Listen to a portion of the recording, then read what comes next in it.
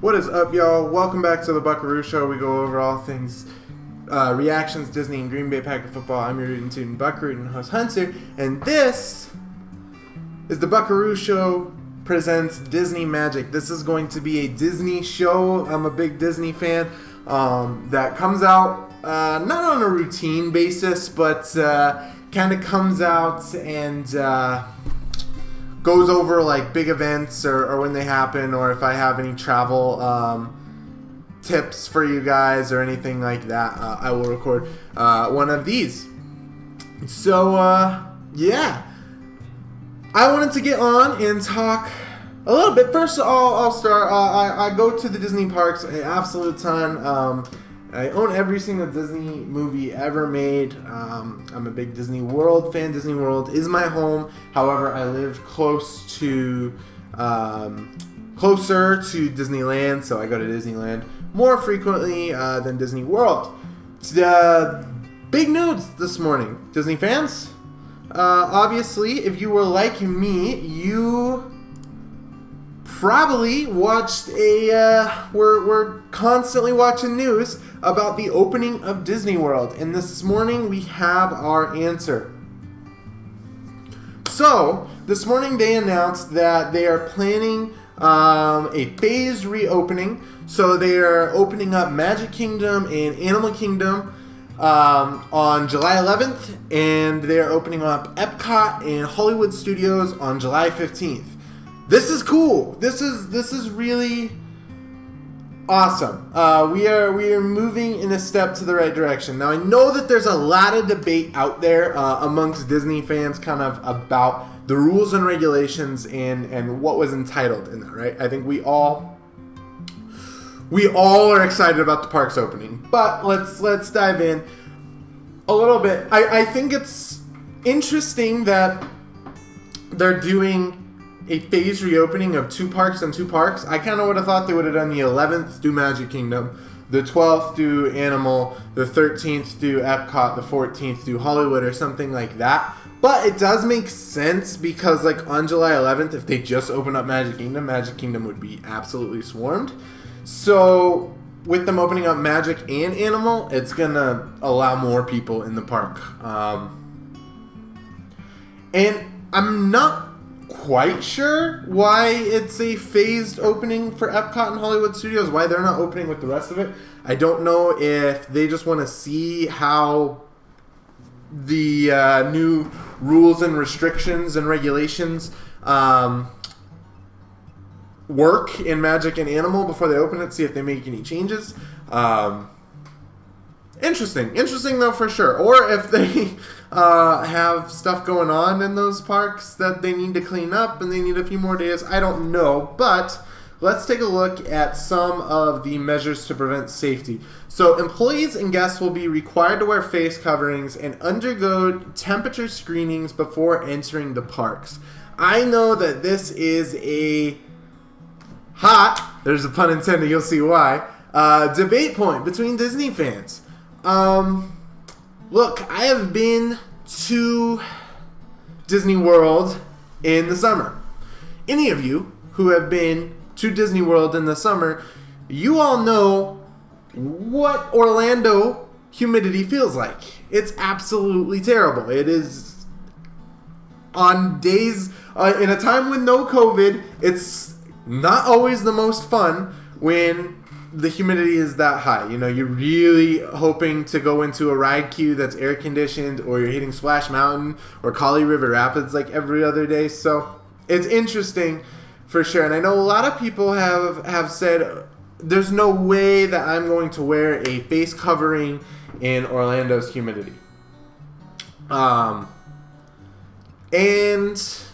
my personal thoughts on this is I'm kind of torn. I see where y'all are coming from. You know, it is hot, and you know, are they gonna have the stormtroopers patrolling, making sure, you know, if you aren't wearing your mask at a specific time, are you gonna get like shot? Don't know, but I also see it from Disney's perspective of public face coverings need to be a thing. And so personally for me, I think if it means that I get to go home, go back to Disney World, I'm okay with it. So I'm personally okay with it, but let me know down in the comments. Are you okay with it? Respectful debates between y'all. Please be respectful. Disney will reduce capacity at the parks and resorts and will and this is also a big one, temporarily suspend parades, fireworks, and other events that create crowds. So I have a few questions with this.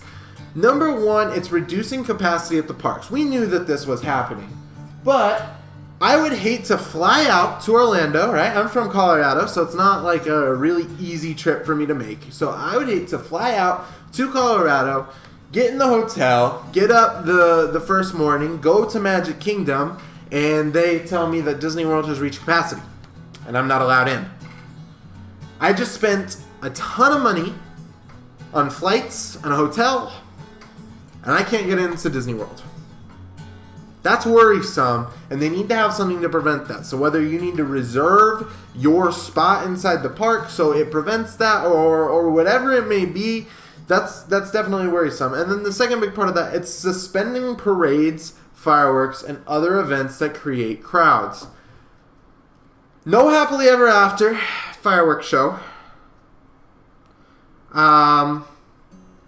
I don't know if there's ever been a time in Disney history where the day doesn't end in fireworks. So that's definitely going to be sad. The parades, I mean, yeah, the parades I'm less upset about, mostly because when I'm in the park and I see a parade, a lot of the times I'll stop and I'll watch the parade for 5-10 minutes and then I'll continue on because I usually have a fast pass or something like that. So I'm not too disappointed about the parades, but the fireworks, yeah, that does, and other events that create crowds. You know, same thing with that. Usually, those aren't a main focus of mine, but I know a lot of people go to the parks. You know, of course, you want to get that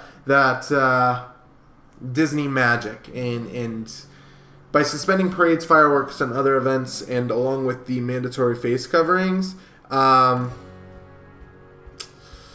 killing a little bit of the Disney magic there, and yeah, not really a big fan of that. But I also understand why they have to do it. The resort will also enable cashless transactions by expanding contactless payments. Disney, listen to me. Please listen to me. When you are staying on Walt Disney World property, you are allowed to charge stuff to your Magic Band. It's great. It's awesome. When you're not staying on property, you can't do that. And so I've been, I'm a college student. I don't necessarily make the most money, so I really can't always afford to stay on Disney property. And so when I'm not on Disney property, my Magic Band is just there really for photos and my tickets. I can't pay with my Magic Band. Instead, I'm trying to figure out how to add my card to my Apple Watch. Disney, fix that, please. I really hope, and I hope that Disneyland also gets Magic Bands. I think that'll be a good benefit out of this. And they will also increase the number of hand sanitizing stations. I think everybody's in agreement with that. They should have done that before COVID, because people are gross. So, but it's interesting for sure what we're dealing with. And so we have a situation that we've never had before in Disney history, where a park all the parks in the world were closed at one time. And of course we had Shanghai open, and Shanghai opened and they eased some of their restrictions almost immediately. I know that Disney Springs just opened and World of Disney had a 3-hour wait for it. For World of Disney. Now I know that that's the only thing going on right now in Orlando is World of Disney. Can you imagine when that rope drops on Magic Kingdom? It's a little scary. So what do I think about the situation? It bums me out, it excites me, and I get it. It's exciting that Disney's open. I'm interested to know how social distancing is going to work on rides. For instance, like on Expedition Everest, are you just going to be sitting alone? That's going to increase wait times. But on the other hand, I mean, there's less people in the park, so it might cancel each other out. But if I was Disney, I would not charge full price for this, especially because airline prices and hotel prices are really cheap right now. In fact, I just booked a Disney World trip for December that I wasn't planning on booking because it was super duper cheap. Decrease the ticket prices because you're not getting the full experience. If you were getting everything that you would get in a normal time, absolutely charge full price. But because of just simply no fireworks, face coverings, no parades, I mean, you pay for the magic, right? I mean, that's always the reasoning that I give when someone says, well, why is Disney so expensive when Six Flags is cheaper or whatever, insert whatever theme park. I always go back to, well, Six Flags or whatever park doesn't have the magic that Disney brings. Well, Disney is cutting out that magic right now, and so yeah, they need to decrease the price. They need to get some sort of way to make sure that you are guaranteed to get into the park, whether that's some reservation system or whatever that may be. I'm interested to know what they're going to do with, I can't think of the name right now, but it's the Air Hangar in Hollywood Studios. That restaurant right there gives you free refills. Are those stations going to be open, or are we completely eliminating refills from Walt Disney World? That's an interesting thought. I've been keeping myself updated. California says the theme parks are allowed to open in Phase 3. Unfortunately, we don't know when Phase 3 is, but I'm fingers crossed it's soon, as I'm supposed to be going there in August. So let me know your guys' thoughts respectfully, please. We're all Disney fans. Respect each other down in the comments. If someone disagrees with you about masks or whatever, it's totally fine. Just hang out, all right? With that being said, I hope y'all have a magical day. Go check out some of my reaction videos if you're new here. They're really cool. And yeah, I will see y'all on the next Disney Magic Show. Bye, guys.